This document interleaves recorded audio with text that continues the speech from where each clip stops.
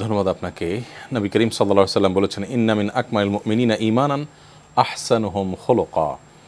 ঈমানদারদের মধ্যে সবচেয়ে পরিপূর্ণ ঈমানদার, সবচেয়ে পূর্ণাঙ্গ মুমিন হলেন তিনি যিনি আখলাক এবং উত্তম চরিত্রে সবচেয়ে সুন্দর চরিত্রের অধিকারী।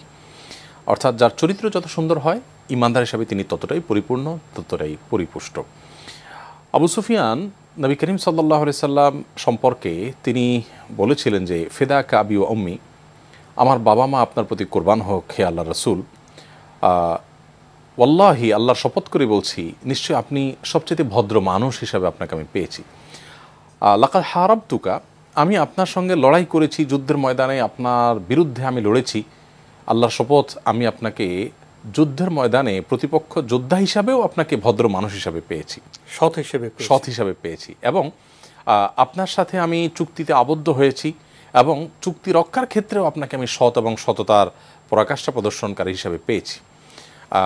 এই কথা আবু সুফিয়ানের মতো দায়িত্বশীল মানুষ, যিনি নবী সাল্লাল্লাহু আলাইহি সাল্লামের সাহাবী হিসাবে শুধুমাত্র তার পরিচয় আমাদের কাছে আছে তা নয়, বরং তিনি নবী সাল্লাল্লাহু আলাইহি সাল্লামের বিরুদ্ধে বদরে, ওহুদে যুদ্ধ করেছেন এবং বিভিন্ন যুদ্ধে নেতৃত্ব দিয়েছেন, সেরকম একজন মানুষ। তিনি সার্টিফিকেট দিচ্ছেন নবী সাল্লাল্লাহু আলাইহি সাল্লাম সম্পর্কে এই বিষয়ে।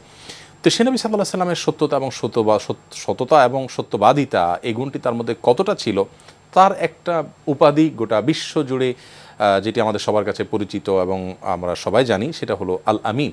আল আমিন, এই পরিচয়টা তিনি পেয়েছেন কার কাছ থেকে? সাহাবীরা দেননি, মুসলমানরা দিয়েছেন তাকে এমন কোনো উপাধি না, বিরোধী পক্ষ, এটা যারা তাকে হত্যা করতে চেয়েছে। তার সততার দৃষ্টান্ত কেমন ছিল যে মক্কার মানুষেরা যারা তার প্রতিপক্ষ ছিলেন, মুশরিক ছিলেন, তারা তাদের সবচেয়ে মূল্যবান সম্পদ, সোনা গহনা, রৌপ্যমুদ্র, স্বর্ণমুদ্র, এগুলো সব আমানত নবী সাল্লাল্লাহু আলাইহি ওয়াসাল্লামের কাছে রাখতেন। নবী করিম সাল্লাল্লাহু আলাইহি ওয়াসাল্লামের কাছে গচ্ছিত রাখা হতো, এই জন্যই তো তাকে আলামিন তারা নাম দিয়েছেন, বিশ্বস্ত। সবচাইতে নিরাপদ ব্যাংক হিসাবে তাকে মনে করতো মক্কার মানুষেরা। তিনি যখন মক্কা ছেড়ে মদিনায় চলে যেতে বাধ্য হলেন এবং হিজরতের পরিকল্পনা এঁটে ফেলেছেন আল্লাহর নির্দেশে, তখন তিনি বের হওয়ার আগ মুহূর্তে আলী রাদিয়াল্লাহু তাআলাকে ডেকে এনে তার কাছে যার যা আমানত ছিল সবগুলো বুঝিয়ে দিয়ে তাকে বললেন, আমি চলে যাচ্ছি, তুমি 3 দিন থাকবে এবং এই 3 দিন মক্কায় অবস্থান করে প্রত্যেকটা পাওনা প্রাপ্য জিনিসকে তার পাওনাদারের কাছে পৌঁছে দিয়ে আমার তরফ থেকে দায়িত্ব মুক্ত হয়ে তারপর তুমি মক্কা ত্যাগ করবে।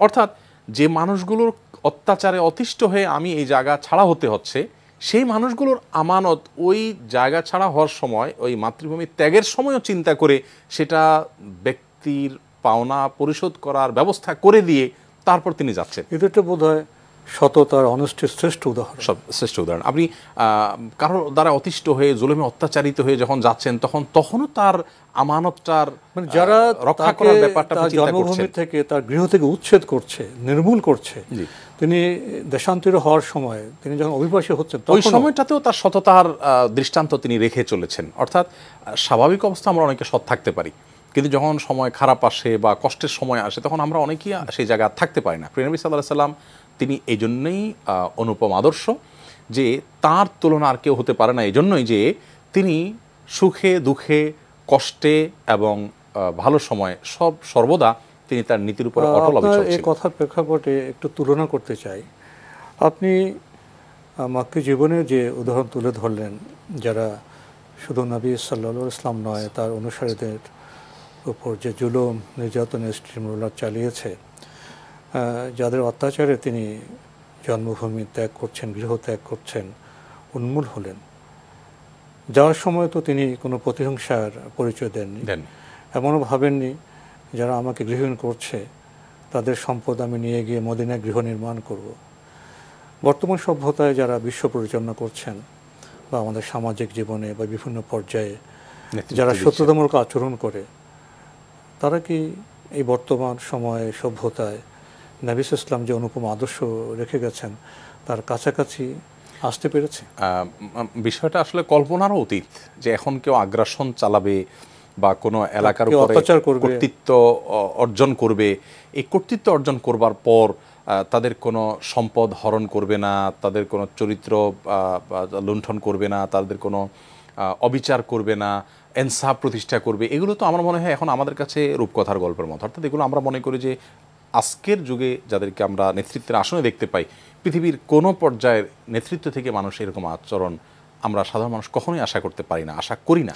বর্তমান এটা হলো সমাজে বাস্তবতা। নবী সাল্লাল্লাহু আলাইহি ওয়াসাল্লাম এই যে সততার, এই যে অনেস্টির যে উদাহরণ রেখে গেছেন, এটা যদি আমাদের সমাজে, আমাদের আরও বৃহত্তর অঙ্গনে বা বৈশ্বিক পরিমণ্ডলে যদি এই সততার অনেস্টির উদাহরণ স্থাপন করা যেত, তাহলে কি বিশ্বের এখন যে চিত্রগুলো আছে, সেই চিত্র, আমরা সেটা ইউক্রেনের কথা বলি, সেটা ফিলিস্তিনের আমরা কথা গাজার বলি, কথা বলি, বা আমাদের আশেপাশের সমাজের কথা বলি, সেটা কি অন্যরকম হয়ে যেত না? সন্দেহাতীতভাবে চিত্রটাই ভিন্ন হতো। কারণ নেতারা যদি আদর্শবান হন, তারা যদি আল্লাহভীরু হন, তারা যদি সর্বোত্তম আদর্শে, তাদেরই তো অনুসরণ করবো কর্মীরা, তাদের তো প্রভাব পড়বে, তাহলে এর প্রভাব পড়তো এবং নিশ্চয়ই এর সুফল আমরা ভোগ করতাম। কেন অনুপম আদর্শ মহানবী সাল্লাল্লাহু আলাইহি সাল্লামের জীবন ইতিহাসকে চর্চা করা দরকার, তাকে চর্চা করা দরকার। আজকে পৃথিবীতে কি নেই বলুন? সবই আছে। জ্ঞান, বিজ্ঞান, সম্পদ আছে, জ্ঞান বিজ্ঞান আছে, ফসল আছে, ফসল ইউক্রেনে উৎপাদিত হচ্ছে, কিন্তু সে ফসল নষ্ট হচ্ছে, তার সুফলটা আমরা ভোগ করতে পারছি না। কিন্তু এখন পরিবহন করে নিয়ে যাবে, সেখানেও বাধা, হিংসা বিদ্বেষের মাত্রা কতটা। আমরা পৃথিবীতে এখন দেখি সব কিছুতেই পৃথিবী পরিপুষ্ট। আজকের মতো আমরা 200 বছর 500 বছর বা নবী সাল্লাল্লাহু আলাইহি ওয়াসাল্লামের সময়কালের সমস্যা তুলনা করলে দেখবো যে এত সম্পদ ছিল না, এত সম্পদ ছিল না, এত সামর্থ্য ছিল না, জ্ঞান বিজ্ঞানে এতটা মানুষ উন্নত ছিল না, তথ্য প্রযুক্তিতে এতটা অগ্রসর ছিল না। কিন্তু মনুষ্যত্বের গুণাবলী এখনকার চাইতে নবী সাল্লাল্লাহু আলাইহি ওয়াসাল্লাম যে সমাজ গড়েছিলেন, নির্মাণ করেছিলেন, তখন অনেক বেশি ছিল। এবং যার কারণে তখন মানুষ দ্বারা কখনো ক্ষতিগ্রস্ত হবে, মানুষ দ্বারা নির্মূল হয়ে যাবে, আজকে যে আশঙ্কাটা গোটা পৃথিবীব্যাপী, মানুষকে ভয় করে। অর্থাৎ হিংস্র জন্তু থেকে যেরকম ক্ষতির আশঙ্কা করে, মানুষ কাছ থেকে ক্ষতির সে আশঙ্কাটা করে।